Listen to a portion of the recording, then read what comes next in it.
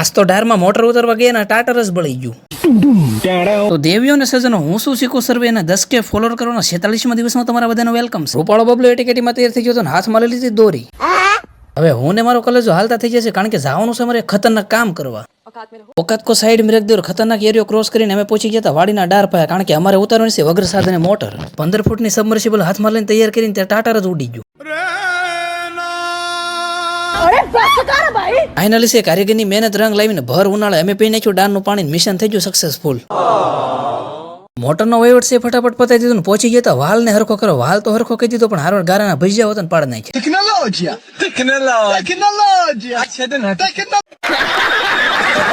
મોટા પડે છે વાડીમાં તલ તો વાવી દીધા, પણ હવે પાણી વાળવાનું થાય છે ને ભે પડે છે.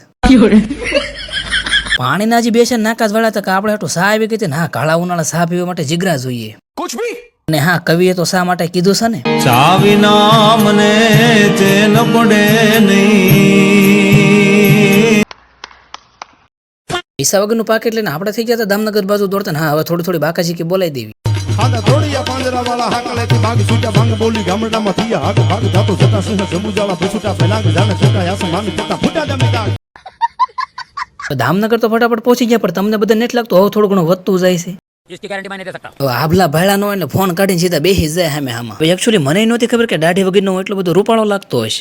वाह क्या लड़का है, वेरी हैंडसम बॉय. બંધ કરો હાથ જોડ કે મેં હાલો તો હવે આજના વિડીયોમાં એટલું જ. મળશું પાછા બીજા મિની વ્લોગમાં, ત્યાં સુધી ફોલો કરવાનું ભૂલતા નહીં.